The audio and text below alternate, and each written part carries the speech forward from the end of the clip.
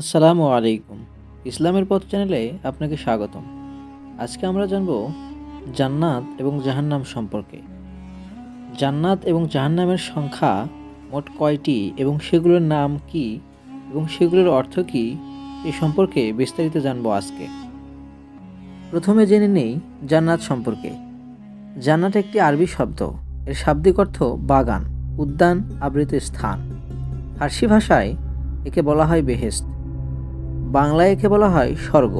ইসলামী পরিভাষায় আখিরাতে ইমানদার ও নেককার বান্দাদের জন্য যে চিরস্থায়ী আবাসস্থল রয়েছে তাকে জান্নাত বলা হয়।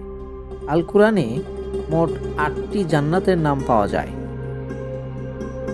জান্নাত মোট ৮টি।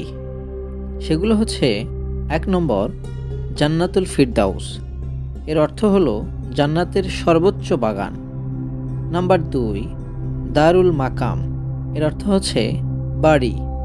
নাম্বার ৩ দারুল কারার, এর অর্থ হলো আখিরাতের আলয়। ৪ নম্বরে রয়েছে দারুস সালাম, এর অর্থ হলো শান্তির নীর। ৫ নম্বর জান্নাতুল মাওয়া, এর অর্থ হলো বসবাসের জান্নাত। ৬ নম্বর দারুন নাইম, এর অর্থ হচ্ছে নিয়ামতপূর্ণ কানন বা বাগান। ৭ নম্বর হলো দারুল খুলদ, এর অর্থ হলো চিরস্থায়ী বাগান। ৮ নম্বর হচ্ছে জান্নাতুল আদন, এর অর্থ হলো অনন্ত সুখের বাগান। এই ৮টি জান্নাতের মধ্যে জান্নাতুল ফিরদাউস হলো সর্বশ্রেষ্ঠ জান্নাত। এবার আমরা জেনে নেব জাহান্নাম সম্পর্কে। জাহান্নাম আরবি শব্দ বা দোজখ।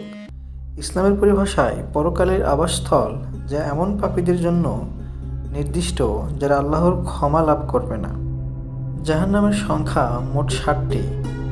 ১ নম্বর হলো জাহিম, যার অর্থ হলো জ্বলন্ত আগুন।